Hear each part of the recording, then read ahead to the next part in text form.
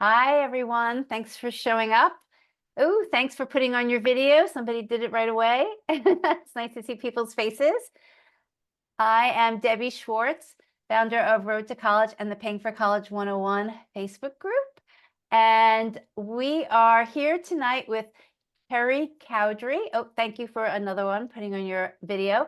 Let me just give it a little bit of housekeeping, then I'll introduce Terry and then we'll get going.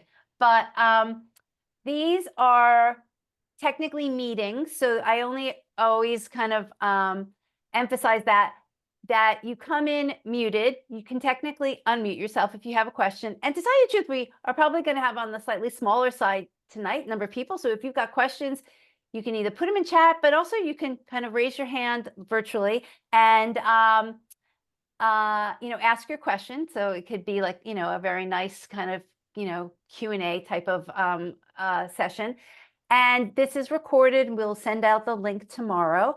I'd love if people can put in the chat what year in high school their student is in, if they've thought about what your role should be as a parent. I think we put something in, and actually, Terry, you have a slide, but we put in a post in the Facebook group the other day, kind of like, what do you call yourself? Or what do you, like in this process, people had some, or I know what it was. Somebody was saying, I wanted to come up with a different name other than, snowplow parents or, so, if you have any ideas of different names, we're open to them. And I see great, perfect timing, everyone who's here tonight with a junior or a sophomore. So let me introduce Terry. Oh, let me do one more last thing. I will spotlight Terry and myself. So it just is a little, let's see. Okay, great. So let me introduce Terry. Terry Cowdery has been she's a former vice president and dean of admissions and financial aid at Colby College and St. Lawrence University. And before that, Terry, right, you were at Vanderbilt University in admissions. And for the past several years, Terry has been a strategic consultant to many colleges, helping them with their admissions process, and has been interim dean at a lot of colleges. Right now, Terry is the interim dean at Hendrix. And where were you at Beloit previously? Yes, I was at Beloit last year, Trinity in Hartford a couple years ago, Susquehanna in Pennsylvania. So I've been at a variety of places. And I mean, why I think that's so interesting is that, I mean, she's seen so many different colleges, different processes. You can really pull all of that together and kind of give families different perspectives at different types of schools. Sure. And we've been doing several sessions with Terry. I think this might be the third one or fourth one. And all I can say is that people have written me and said wonderful things, that they love the sessions.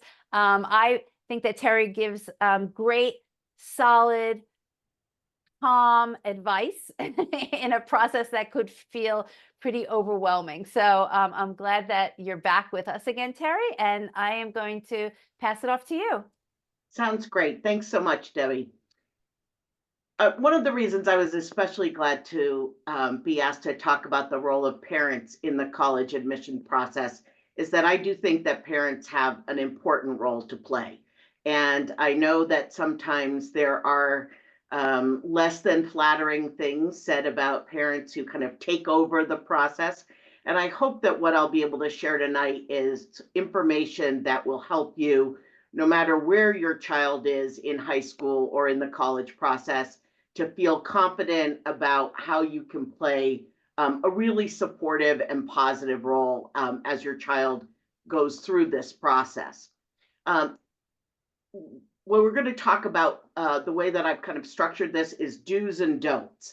And I've split it up into 3 stages of the process. One is throughout high school. So that may be particularly relevant to those of you who have 9th and 10th graders. And then sort of during the active part of the search, when the search begins, what parents might think about do's and don'ts. And then finally at decision time. When it's time for your son or daughter to make a decision about where they're going to be enrolling, kind of what are some of the ways you can be helpful to them at that point. So starting off a little bit with the roles parents play, we have come up with a number of these through the years, and really it's somewhat tongue in cheek, but I think it's still helpful. Thinking about it, if you think in theater terms, it's the stage manager, not the star. And so you're the one helping to facilitate the campus visits, encouraging your kids to keep an open mind. You're being the stage manager. The helmsman on a sailboat is something that some of my colleagues like to use for those of you who have that reference. And having lived near the Canadian border for 14 years when I worked at St. Lawrence, and always enjoying the Winter Olympics when they're being shown on television, I love the image of the sweeper on the curling team, partly because I feel like the sweepers are always working awfully hard once that person who throws the stone takes their turn. Co-piloting the plane. I think that this can be a particularly good image for those of you who may be single parents working with your students through this process. And really, in the end, what you have to remember is that you're a trusted advisor. You are the person who knows your son or daughter the best, and they, believe it or not, want your advice. It is footnoted that you are often underappreciated. So it's as you think about this, you may not be getting the feedback directly and immediately from your kids that your advice is as valued as it is. But a friend of mine who was a college counselor at an independent school has surveyed her students several times without sharing with them what older classes said. And consistently, students' number one concern about the college process is disappointing their parents. It's not about not getting in where they want. It's not about getting along with their roommates or being able to get good grades so that they can go on to medical school. Their number one concern is disappointing their parents. And I think that's less likely to be the case if parents are able to take a really appropriate kind of role in the process.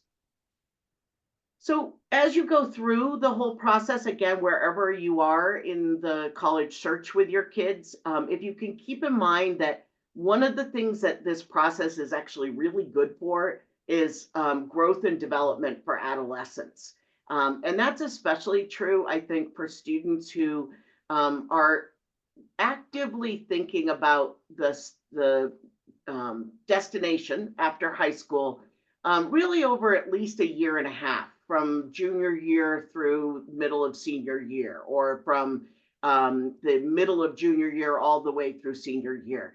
It really is something where you can help your child become more confident if that's a situation that you find them in. You can have them really take some responsibility in new ways than they might have done in the past. You also have a responsibility to be honest with yourself and honest with your kids. And what I mean by that is if you know going into the senior year for your child that it's really important to you that your child attend a college that has a religious affiliation, it's really important that you tell your child that directly. If it's really important to you that you your child chooses a college where they won't need to take a flight to get to the campus, but that it will be a drivable distance, you need to admit that to yourself and you need to let your kids know. So that challenge sometimes is actually being honest with ourselves is sometimes harder than actually then sharing that with our children. You should approach the process like it's going to be an adventure, and that there will be some fun. I've had lots of families share with me that when they do visit campuses, for example, and often that involves some road trips, that there are some really great conversations that parents and kids have. Sometimes they combine it with family vacations and younger kids in the family, and they'll go to destinations that they haven't been to before. And so you can make this an enjoyable process. And then, one of the most important things to keep in mind is that you know your own children, and you know that there are over 3,000 colleges. And for each of your kids, there are dozens of colleges where your children will be happy and successful. There isn't just one, there are many. And so keeping that in mind is important. So for those of you with some younger students, and really, again, this applies to students throughout the high school years, but one of the ways in which you can be helpful is helping your child understand that their choices have consequences. So a good example of this is that there are many high schools that require, for example, only 2 years of world language to fulfill a graduation requirement. And maybe your son or daughter is not particularly keen on the Spanish teacher at high school and really doesn't want to take that Spanish 3, even though they may have done great in the first 2 years. They can choose to not take Spanish 3, but there will be colleges out there that require at least 3 years of world language in order to be competitive for admission. So when your child decides that will eliminate certain colleges from their choice. It won't eliminate hundreds and hundreds of them, but it's important that they understand that each choice they make has some consequences. It's the same sort of thing if they're not enjoying an instrument maybe that they've been playing for a while, and they're in the orchestra and they're thinking, I really don't want to do this anymore. I think I just want to quit. Maybe stopping playing that instrument and being part of the orchestra makes sense for them, especially if they have lots of things on their plate and they're trying to allow themselves to have more time to commit to something else. But if it's more of a passing thought of, I don't feel like practicing today, maybe I'll just quit the orchestra. It's important that they understand that there are consequences of doing that. And part of that is related to colleges valuing students being able to contribute to their campuses in many ways. And so that really is about encouraging your children to develop real interests. And when real's not a great adjective here, maybe deep interests, but if they have something that they really love, that they should, in fact, go after that interest and allow or find ways to expand on that interest. So I'll stick with music for a moment. And maybe the student is loving being part of their school ensembles, but maybe there's a community ensemble that they can audition for, that they would be able to play in addition to the school ensemble. Maybe there's something they can do in the summer that would, in fact, allow them to deepen that interest. So it's important that if there are interests that have emerged as your kids are going through junior high and early high school, having them not just sample a whole variety of things all the way through senior year, but find a couple of things or one thing even that they're really interested in and they want to develop a deeper interest in. That's something that you should be encouraging. And Terry, You can I want just add certainly, to Debbie. can I just add to that to just give maybe some other examples and kind of Sure. emphasize that these interests, they don't have to be, learning brain surgery or, curing cancer. They could be just, simpler, and they don't have to even be academics. Yeah. I once actually interviewed a student, it always stuck in my head, who was just had this love of Shakespeare and took it to an extreme, but in a good way. And they actually became a counselor at a camp where they directed theater in Shakespeare. They created a board game about all the Right. different Shakespeare plays, and it just showed obviously the love and the depth at which this student really went to learning about Shakespeare. Another quick example is we're just helping a student who loves surfing, and became a good surfer. I mean, obviously they live where they can surf, but they kind of created their own little business because now they teach other younger kids to surf. You know, those are the types of things that shows an interest. It shows Absolutely. they went beyond the ordinary, and it doesn't mean that they had to, you know, write a paper that got published in some, you know, academic journal. It's such an important point, and I love the story about the surfer because I think we see it fairly often with students who start babysitting maybe in junior high and they really like that, and the next thing you know they're doing volunteer work at a daycare center, and then the next thing you know they're working as a counselor with young kids in the summer, and they take an interest, and again, just as they grow they expand it, but it's not something that's getting any kind of external recognition. It is something that they, though, can talk about if someone says to you, what do you really enjoy doing? When you have time to explore your own interests, what are some of the ways in which you might spend that time? One of the things I think that's also helpful is to talk to your kids about what they value and share what you value as well. And again, sometimes that's that they love the fact that they have teachers who they know really well, who are providing them support, maybe encouraging them to become part of mock trial, or they've encouraged them to take a second language beyond the first world language they pursued because they're good at that, or whatever it might be. So it might be they value the relationships with their teachers. It might be that they really value the fact that they go to a high school where everybody's different and there's no kind of central group that is sort of the in group and then others are the out group. I mean, in that, for those kinds of values, that's going to help them think about the kind of college where they will thrive. I think of a couple of my nieces, one who loved being at a huge public high school and wanted a huge college, and it was perfect for her. There are others who really find that they want to, they value the being sort of adventurous, and so they want to look at universities in the UK, not even in the US, because that's something they value international travel and they've had a chance to do that. So kind of talking about that is part of the process. And then continue planning for the financing of college. And there's certainly lots through Road to College that can be helpful there. But it's always distressing when a parent sort of seems to react that the 17-year-old just wound up on their doorstep and they hadn't started planning for those college expenses a little earlier on. Some of the things not to do is certainly not comparing your child with an older student. And I say student explicitly because it can be a sibling, it can be a neighbor, it can be a cousin. It's just not helpful generally. And so it's important, I think, to just try to avoid that as best you can.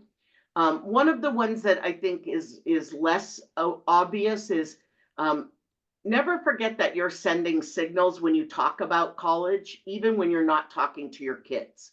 If a couple of parents are in the kitchen preparing dinner and one says, oh, did you hear that so and so's son is going to go to such and such a college?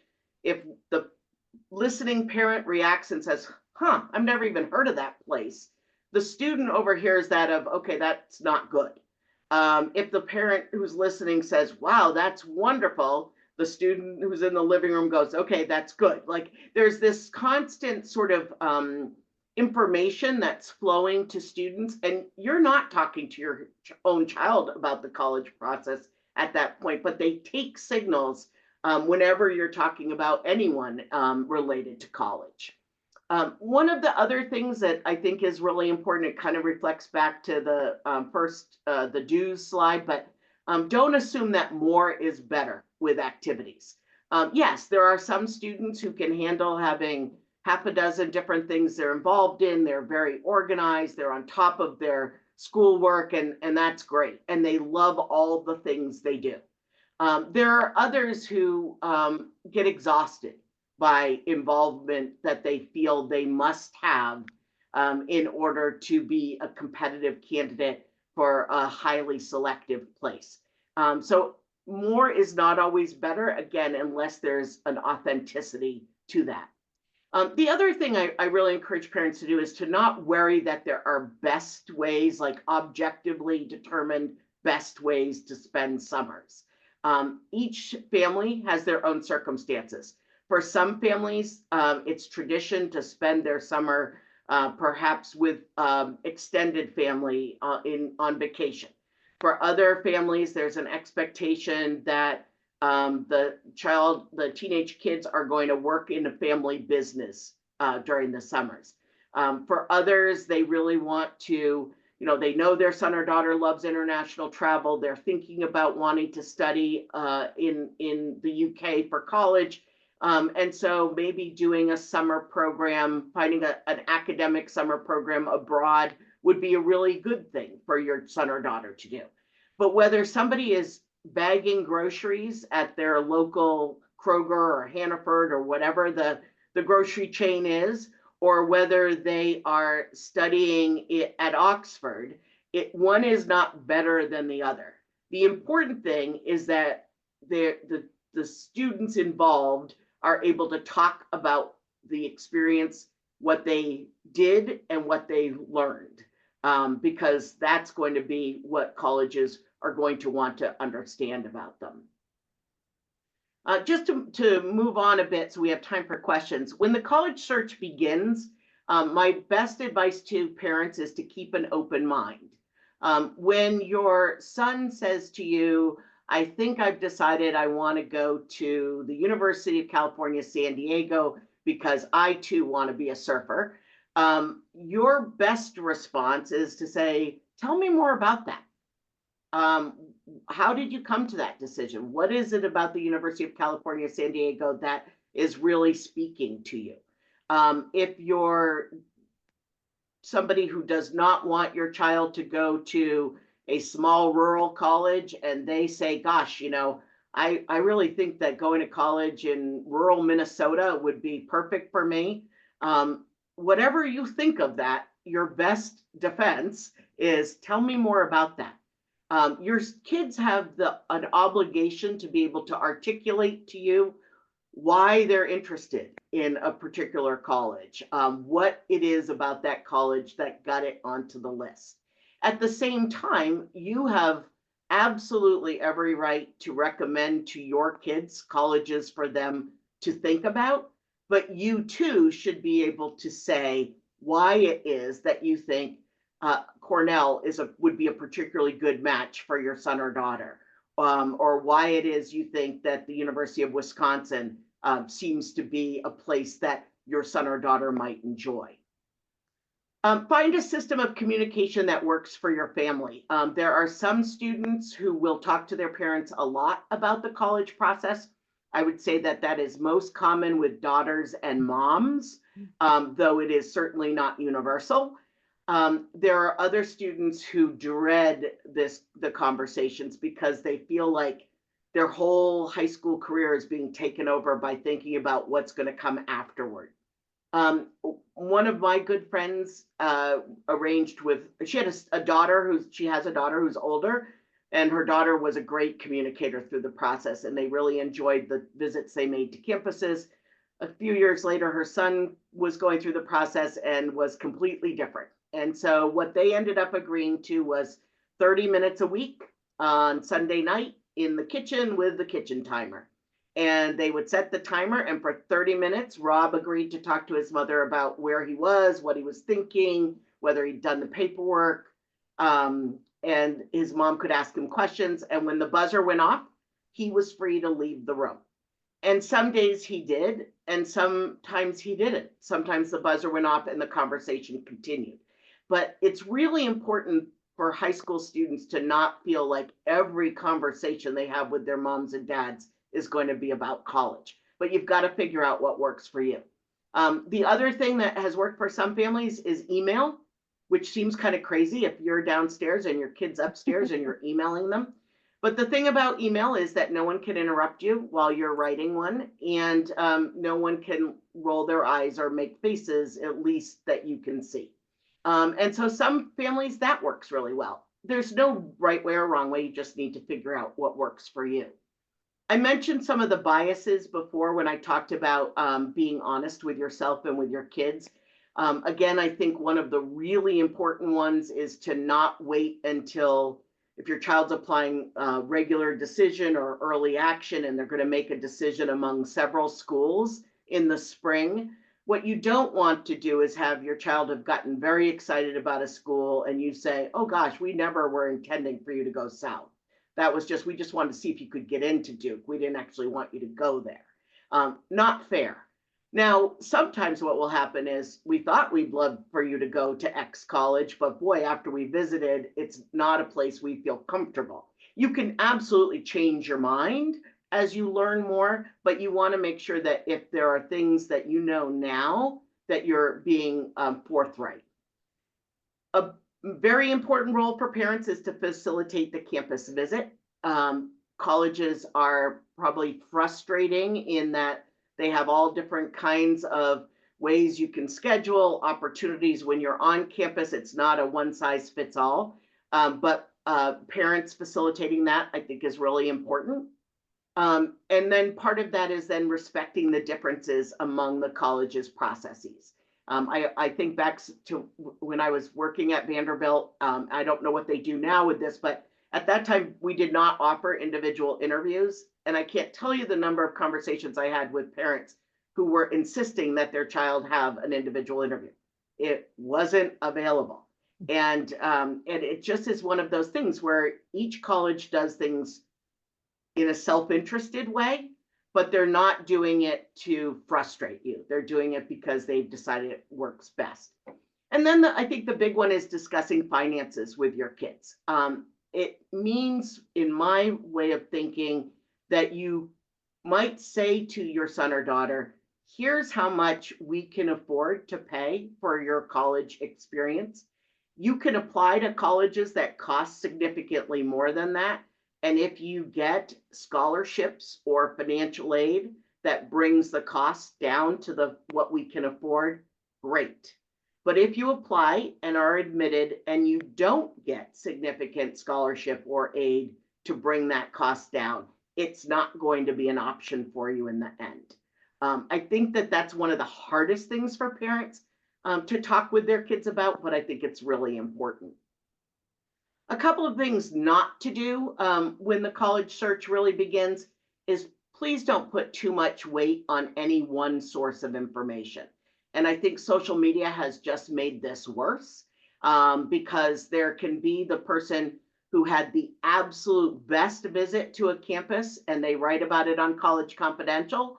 And there can be somebody who had an absolute, their child went to the college, enrolled at the college, they had a terrible experience and they put it out there. That's information you can consider, but you always want to get multiple sources of information because some of this becomes a little bit of the game of operator. And it's important to also do what I always refer to as your primary research when your kids are narrowing down their list so that they can actually get some information directly on their own, typically from a campus visit. One of the most frustrating things for many parents is that the timetable they have in their minds of when this should get done, when the application process should be completed, and what the kids think are very different. And as adults, we often are sort of saying, well, let's get this thing off our to-do list. We won't have to think about it anymore. And many times teenagers are saying, but it's not due until December 1st. Why would I do it in October? It's just not, it doesn't make sense to them. So the important thing is that you, again, find ways to communicate and maybe make some agreements that, yes, they can wait till November, but it needs to be done before they actually sit down for Thanksgiving dinner. But that you don't want to end up inserting yourself. Every year we have students who apply to colleges, and there's a confusion usually about the name and birth date. I had one the other day where the student was graduating in the spring of 25 with a birth date of 1968. And I thought, oh, isn't this interesting? And actually, it wasn't the student's birthday. It was mom's birthday. And she had remembered to put student's name in, but when she got to birthday, it was just so automatic she put her own. Not a good look. And we really actually typically feel for the students in that case, because it's not usually the student saying, Mom, please do this for me. It's usually a parent, and it's not always moms, it's dads too, who is just feeling like we need to get this done. So just be cautious there. So Terry, can I ask you, Certainly. like, and I haven't really told you this, but I mean, you know, you know that like we help students and, you know, with different parts of the process. And in the past, more so this year than any year, in the past 2 weeks, I have gotten absolutely last minute requests for help and thinking that we can turn something around in 5 days. Yeah. And so, and I don't, you know, honestly, there's no blame or anything. I don't know what happened in the situation, but at what point as a parent do you kind of step in and say, hey, this is not going well? You know what I mean? Or Right. do you, or to your other kind Yeah. of bullet point earlier, like, do they learn consequences? Do you know what I mean? Like, what's that trade-off? Yeah. I think the trade-off sort of needs to be calibrated. So I'll use an example. So I'll make up again just the early action deadline is December 1st. The student needs to have their information to the college by then.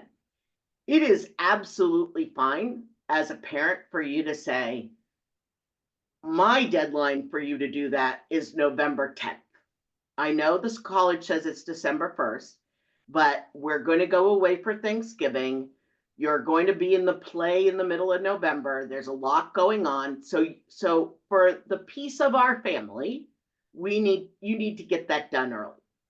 And if they don't get it done early, there should be something that's more so you don't get to it's sort of you don't get the car for the next few days, or you don't. I mean, I don't think it should be that you're actually then just saying, oh, well, they didn't get it done and they're going to miss the deadline and too bad. I mean, that's too extreme. Mm-hmm. But I think that there is something where when their lack of adhering to a reasonable internal family deadline causes difficulty for other members of the family, like, oh gosh, I guess we can't go on this date for to the relatives. We have to delay our trip for a day because you didn't get your application in. That's not fair to everybody else in the family. And so part of it again is that there needs to be some consequences, um, but also again, you might say, gosh, it'd be so much easier if they did it in October or September because they're not as busy then. That for some kids is not going to work. And so I do think that you can have expectations that give a cushion, but that there should be some teeth to what you're asking your kids to do. And, you know, personally, what I think one of the values of this process too is it's probably the first time students, you know, at 17, 18-year-olds are involved in kind of a little bit more of a complex process that takes a Right. long time, that has multiple deadlines. And I think, you know, some of them, could be a great learning experience, you know, working with a parent to show how you manage something that is complex and how you know, build in cushion times or you kind of work towards deadlines. Right. I think that's a huge part of of learning from this process. Absolutely. And I'm happy to again take other questions in a couple of minutes if there are other things either on this topic or the others. But one other quick thing that I think parents often are unaware of: you don't have to tell anybody where your child decides to apply to college. And boy, it becomes such a topic of conversation in so many arenas, like whether it's at the office or sitting on the sidelines at the soccer game or wherever it might be. Everybody, there's nothing worse, I think, than probably being a teenager and like being in public and that sense of, oh, where are you going? Where are you applying to college? Where do you want to go? Everyone has an opinion. And so I really encourage, kids to think about, do they want to tell people or do they not? It's really their private business. And I think you should feel really comfortable saying, John's decided that he really just wants to keep it to himself till he knows what his options are, and then he'll be really excited to share once he's made a decision. And I will call on back to another niece who applied early decision to Columbia now 10 years ago, told everybody and their brother that she was going to be going to Columbia. Well, she didn't get admitted. And so she had told people for weeks that that's where she was going. Well, it turns out you don't have to feel worried. She went to the University of Chicago. She had an amazing experience. She said, for years, she said, thank goodness I didn't get into Columbia. I had this great opportunity to have a wonderful education at the University of Chicago. But she had a miserable winter of her senior year. And so, again, some kids will tell lots of people. Some will prefer to keep it private, but you need to respect kind of what their level of comfort is in sharing that information. And then the last thing is just don't assume that your child deserves to be admitted to any particular college. It's just not how the process works. They are amazing young people in many cases. They'll have great options, but there's no one college that you can say, my child absolutely deserves to be at this place. Now, I might temper that a little bit with some of the state universities. But again, even there, if you're in Georgia and you're applying to to University of Georgia or Georgia Tech, certainly in Texas, there are lots of schools where being an outstanding student, even in your home state, is not a guarantee of where the child's going to be offered admission. And then just a couple of things for at decision time. Celebrate the victories, dismiss the defeats. If you're disappointed about the decision your child gets from a college, you have every right to be, and go in a room and close the door away from your kids and pound your pillow or do whatever you need to do. But the last thing you want is for your son or daughter to feel like they've disappointed you and that somehow they've lacked something that has caused you some kind of pain. So celebrate the victories where you can. Understand that not only is this the first time students of this age are going through a complex process with multiple steps and multiple deadlines, but for some families, it's the first time that the parents cannot deliver something that their child may dearly want. And that's hard. And we understand that, but I think if you can kind of prepare yourself for that, it's a little bit better than if it's never occurred to you and it happens. Sometimes students, after they've been admitted, will just say, I just need to see it again. I just need, I think it's perfectly fine for you to say, okay, we can visit 2 schools, your top 2 choices again. You don't need to visit, if they've applied to half a dozen, you don't need to go to all of them. But if they want to go revisit, trust them in that and try to make that happen if you can afford it, if you have the time. And then let your kids listen to their gut feelings. There are going to be times where they may say to you, this one just feels right. And as long as it's been a place you've been happy that they applied, which that would have happened earlier in the process, and as long as the financials are acceptable to you as a family, then even if there's one that you think, gosh, that one's ranked higher, why is he choosing this one? Or that one's an hour closer, why is he choosing the one an hour away? Let them go with their gut feelings so that they can then feel more excited about their ultimate choice because they've gone with their heart. At decision time, don't assume that the more popular a college is, the better the experience will be for your child. I chose the adjective popular. I could have replaced it with selective, because the more selective a college is, just means the more popular it is. The more people are applying for a limited number of spaces. It does not mean that it is a superior experience. And especially it doesn't mean it's a superior experience for your particular child. And so again, there are students every year who will choose, because of that gut feeling and because of contacts they've made or encounters that they've had, to go to a place that may admit 70%, even when they have a chance to go to a place that admitted only 30%. But if they feel better, if they feel a more comfortable fit at the one, that's going to be a better option for them.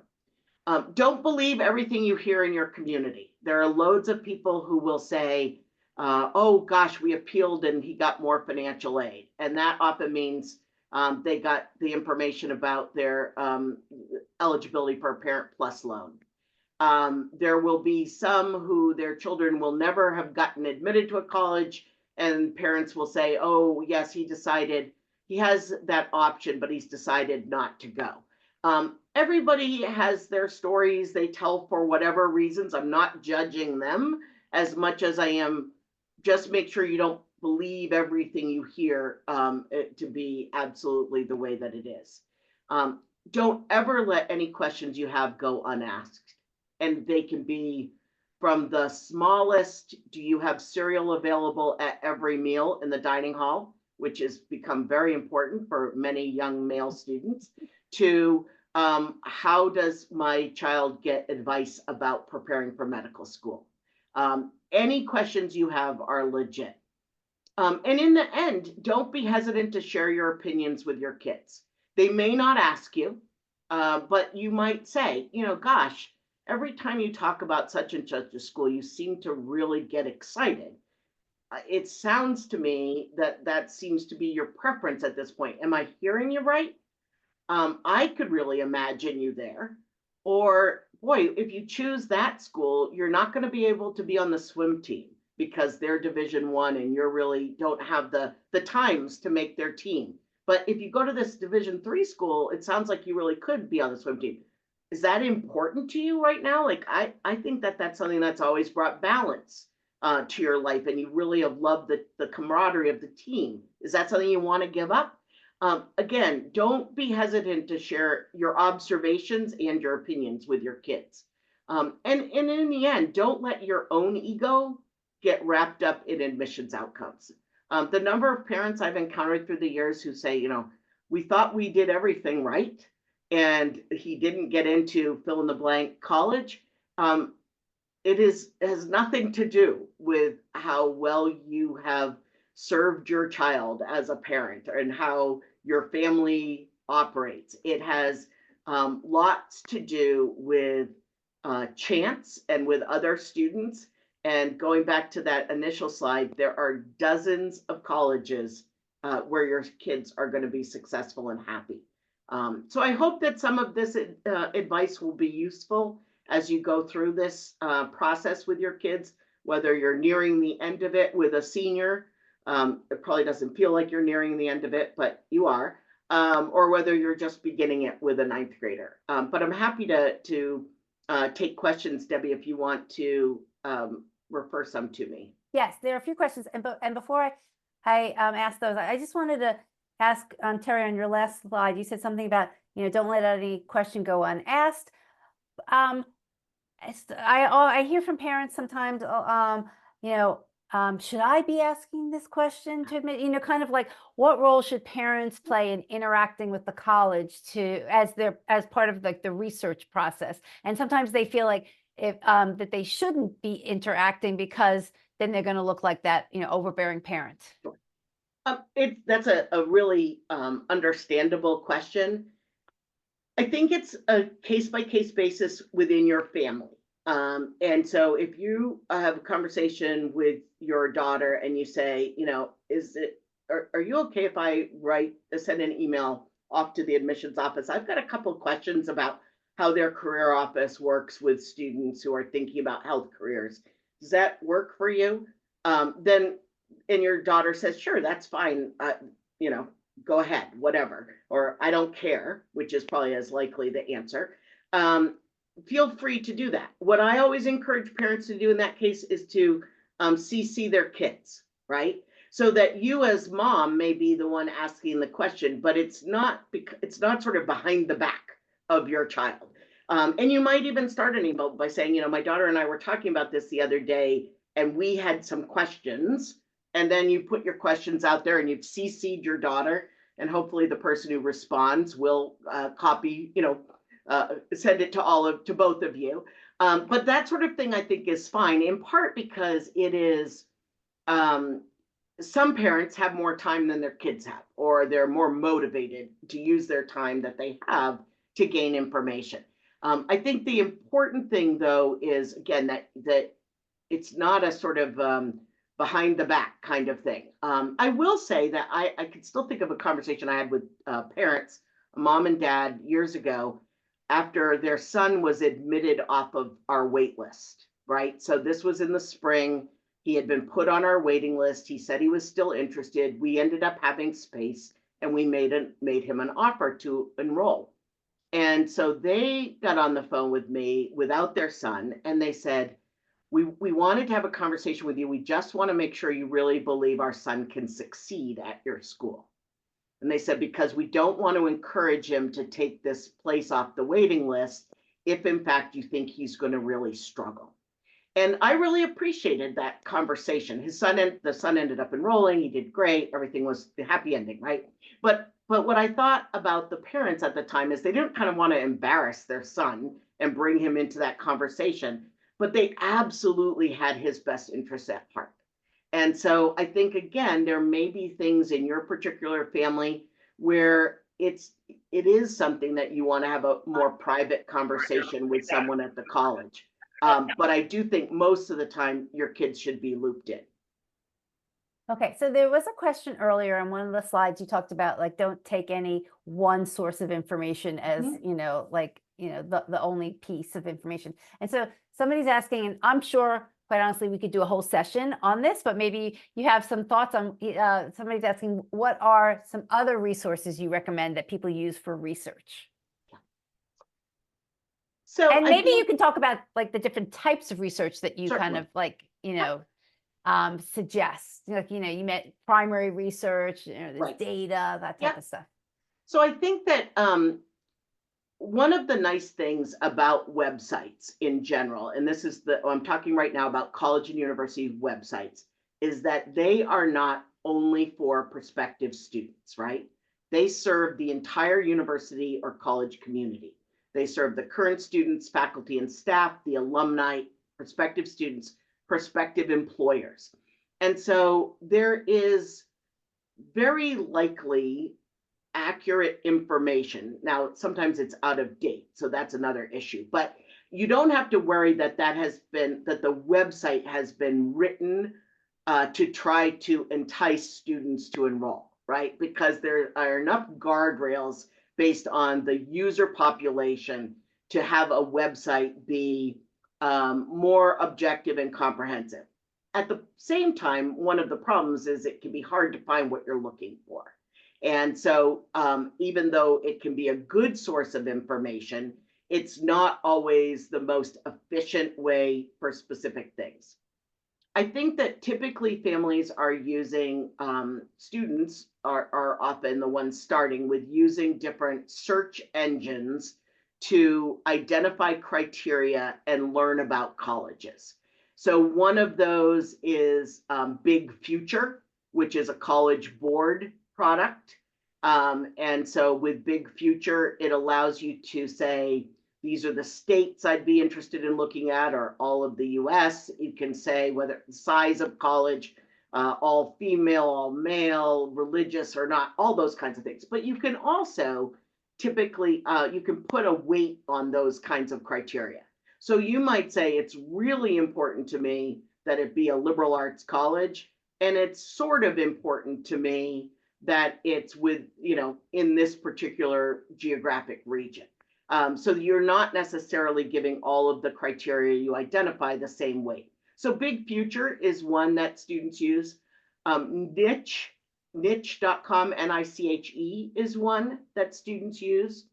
There are others, and so certainly students who are at high schools that use the computer system Naviance will use, there's a search tool through Naviance that they can use.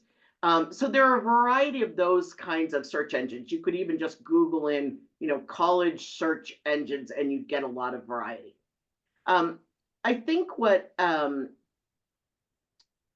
well, that helps you do two things. It helps you narrow down some schools based on criteria. It also brings to mind some schools you might not be aware of, but that match in terms of criteria, the colleges that your son or daughter have already listed as a place they want. So maybe they know they're interested in Villanova and they put in the criteria that fits Villanova, but suddenly there are other schools that are coming up that have similar offerings to Villanova that may be schools that they are not familiar with. And that's really part of the process. So you have this sort of tension in the college search process of both narrowing down this embarrassment of riches of over 3,000 schools, but also discovering some places that you may not be aware of from ESPN or from the nightly news, that kind of thing. So I would say that those search engines are a place to start, but then the college websites can be good for very specific. So if your child says, I know I want to study abroad in Italy while I'm in college, finding colleges that have international programs in Italy and reading more about that. First, you find out the colleges, then you go to the website to read more about, oh, there's programs in Florence and it's focused on art history. Or, oh, this one is not, it's in Rome and it's focused on something else. I think that where things get more subjective is in with things like Reddit, with College Confidential, with YouTube, even because YouTube is likely to have videos that some students have put forward of their life on the campus, but it's not going to be a balance of all students. There is an organization called ZEEMee, ZEEMEE, where students can talk, prospective students can talk to current students at colleges. And so that's something that is often helpful in terms of, I think about, again, I have lots of nieces. So another niece who went to Drew University in New Jersey, and she is not from New Jersey and had some questions about whether campus stayed active on the weekends, or whether, because there are a lot of students at Drew who are from a reasonable driving distance, were students leaving. And so she really wanted to talk to current students, but she was only going to go visit after she got admitted. She wasn't visiting early in her college search. She visited in March, I believe. And so it was important to her to find a vehicle by which she could talk to some current students and ask her questions. And so those are possibilities as well. But I really think the biggest thing that I would say here is it's that notion of, well, somebody at work had a nephew who went there 3 years ago, and he heard they were going to cut his cross-country team. Well, again, you can easily find out, is the cross-country team still active on the campus? Do you care if there's a cross-country team on the campus? You don't want to take one person's experience, whether it's fabulous or terrible, and have that be a way in which you either cross a school off a list or say, oh gosh, this is moving up to the top. Okay. Tammy has a question. I don't know if Tammy, if you want to unmute yourself. Yeah, sure. So campus visits came up a couple of times. I've got a junior and a freshman. What exactly is a campus visit? Is it just an official tour that the admissions office gives, or give me some more information? Because we need to start doing those, I think. Yeah, no, really good question. So it will vary from school to school, but at most campuses, the basic campus visit is an official tour led by a current student who works for the admissions office, is either a paid student worker or a volunteer, but has been trained to give tours and answer questions. At many colleges, there will also be either an information session that is a group information session led typically by an admissions staff person. Sometimes it's maybe 30 minutes before a campus tour, which might be about an hour. Sometimes, depending on when you go or the particular school that you're visiting, you might end up with just being the only family meeting with the admissions counselor. So it's a one-on-one with usually the parents and the student, whoever in the family has come, just talking a little bit about the school, getting questions answered, and then going on the campus tour. Some colleges do offer interviews, though most colleges will require that students are at least in 11th grade when they interview, and some will not allow 11th graders to interview until spring semester. I am not aware of colleges that require interviews, though there are some that will require them for special programs like an accelerated BSMD program or special scholarships, or all those might have required interviews. But typically for admission, those are not required. In addition to those kind of what I would call daily visits of a campus tour and an information session of some sort, most colleges will also have some specific days where they will refer to it as a preview day or an open house or a visit day. And what they try to do on those days, and many of them do this on days where they know they might get a lot of students on like a holiday, like Veterans Day. Often high school students have the day off, and there are a lot who will visit in November. And so there will be panels put together. Maybe it's a student panel, maybe it's a panel of faculty, or maybe there are times where students interested in engineering go and hear from engineering faculty. Students interested in business go to another room and hear about that. So it does vary place to place. And there are definitely families that will go to a campus and just walk around on their own. I always encourage people to at least check in with the admissions office. And generally, if you have enough time to do the kind of official program, the info session and the tour, but if you can, plan some time to then walk around the campus on your own.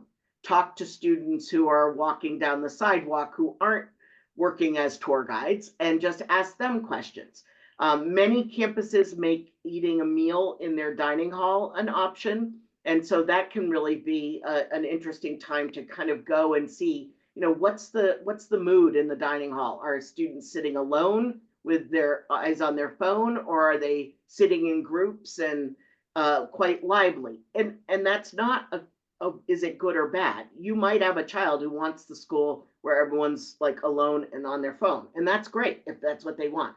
Or you might want the one that wants the lively dining hall. It's not about good or bad. It's about is understanding what this place is like as best you can before your children are making their enrollment choice. But absolutely, what I would also say is if you decide to go visit with the 11th grader, depending on your 9th grader's interests and schedules and that sort of thing, it is not inappropriate to bring a 9th grader along on a visit as well. It is not fair to say, well, these are the only visits you're going to have because you're getting them done in 9th grade, because they'll change in their interests and that sort of thing. They may want to look at different places, but it's not, never feel like it's inappropriate to bring siblings along if that's, if they're interested in, that's a helpful thing from from your perspective. Okay, there's another question here. I'll just read it kind of quickly from Celine. She says, my son loves to dabble. He likes a little bit of everything in all sorts of situations. I have no clue how to guide him to schools. His friends are all about getting into the Ivy, and he feels he should go for it. But there aren't many West Coast, I'm guessing, Ivy schools, and I have my reservations about the Ivies. Yeah.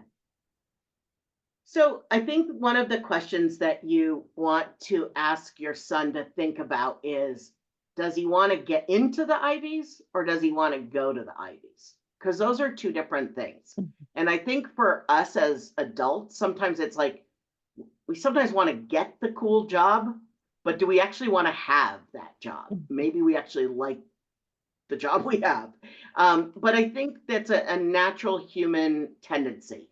And being admitted to a highly selective college is an eco boost for any of us. And so it's not something that I think is irrational for kids, but I think what is irrational is for them to want that without actually having visited and talking to students who go there and finding out, using your son as the example, if he likes to dabble in a variety of things, he needs to find out at this college is everyone who's working on the newspaper or involved in a cappella or playing soccer already really good at it, because then there may not be a chance for the dabbler.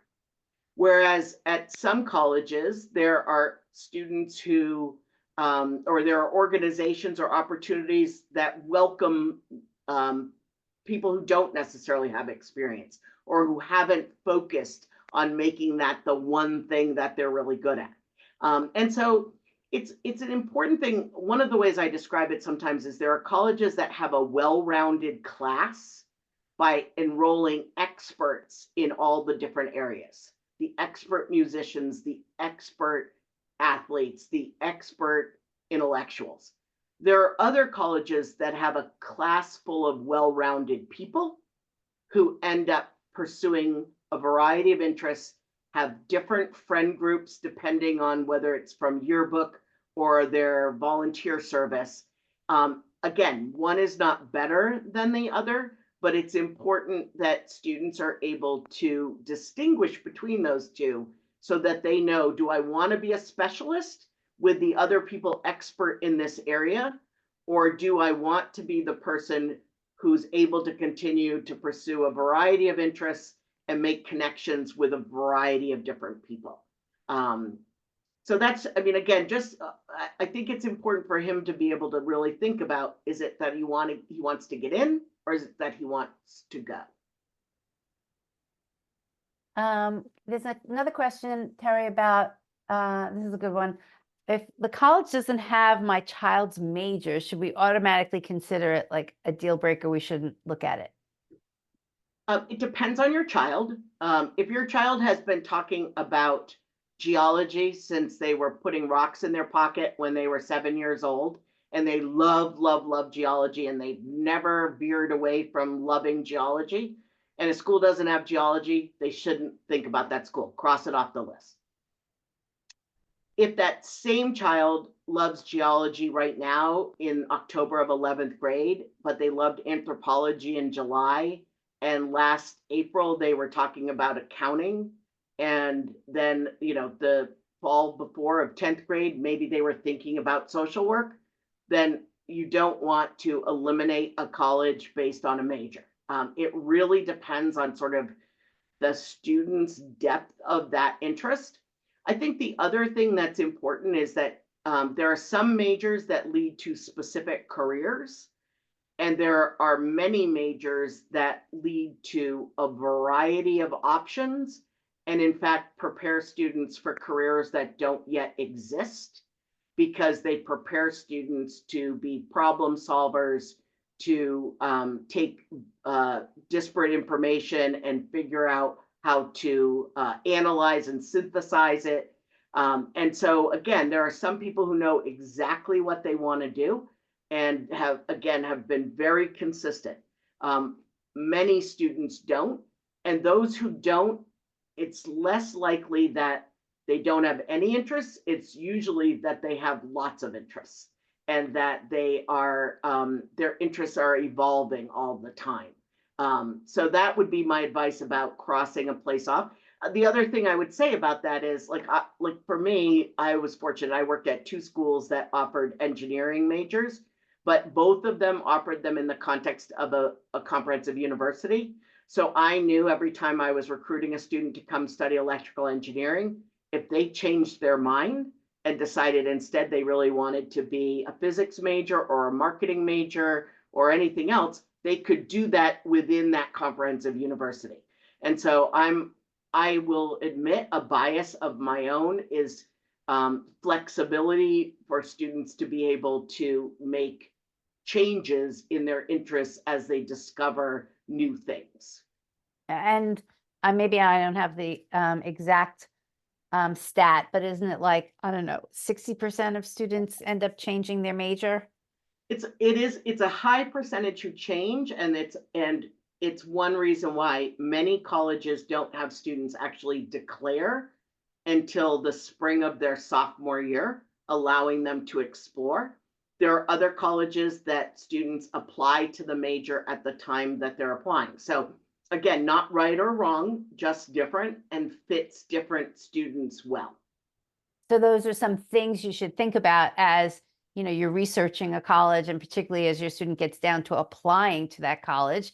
You know, what is the flexibility if your student is being asked to choose a major as part of the application process, and they might be actually in like a particular school, like the School of Engineering, and if they choose, you know, to go to and they want to change, it might be difficult. So just, you know, as you know, Terry is pointing out, every school has their own processes and policies, and you really need to kind of like understand what the flexibility may or may not be at a particular college. Okay, Carrie, this is a good one, probably maybe like the one that we'll end on. But somebody's asking, there have been in the news a lot of colleges that are closing. How does that factor in when parents, you know, particularly parents of 10th graders and 11th graders are starting to research college? How do they figure out if this particular college might have some financial issues and may not, either A, may not be around, you know, in a year or two when the student applied, but actually even worse, maybe their student starts there and it ends up closing while you know, during the years that the student is there. A very timely question for sure. There's some publicly available data that you can use, and so that is one of the places to start. And there is certainly one of the places is most colleges are rated by the big ratings agencies, Moody's or Standard and Poor's. Because most colleges will issue bonds when they're doing construction. For example, they're going to build a new residence hall. And so most colleges are having those financial ratings as they're going through the financial processes. And so that's one place to start so that you can see if there is a place that's rated what their alphabetical rating is, their A or B, et cetera, but also whether it's a stable assessment, a negative outlook, those kinds of things. So that's going to be one place. A second place is you can ask the question, or you can often find on the website some information about enrollment over the last, say, 3 or 4 years. And so if you look at enrollment trends, typically the healthiest colleges are continuing to enroll a relatively stable number of students each year. Now, there are definitely colleges that will say we're intentionally growing or we're intentionally getting smaller. But for the most part, if you see wild swings in the number of students enrolling, that is an indicator of that you may want to ask some questions. You may want to say, gosh, I saw that you had a really low number of first-year students this year compared to last year. You know, can you help me understand what's going on? Was that intentional? What's your plan for next year? I think the bigger question in some ways, though certainly whether a school is going to close, obviously is a very big question, but what's probably going to happen at more places is a tightening of the belt, which would mean the reduction of some academic programs. And so that would be another question to ask. If you're looking at, if your child wants to study Chinese at their particular college and they look at the website and there's one professor teaching in the Chinese language area, it is much less likely that that's something that's going to be continued on. Say at that same college, there are 6 people teaching in Spanish. The Spanish department is likely to be more stable than the really small ones.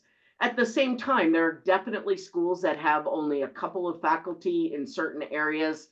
I'll use music as an example, but it may well be because there aren't very many music majors, and there never was intended to be, but that music lessons, music ensembles, and some introductory music classes are part of what they believe is important to offer in the liberal arts. So again, it's going to depend really on whether your son or daughter, what they want to study. I think that there's always a benefit to having multiple faculty, at least some who are tenured, so that there's a sense that this is a solid department that will be continuing into the future.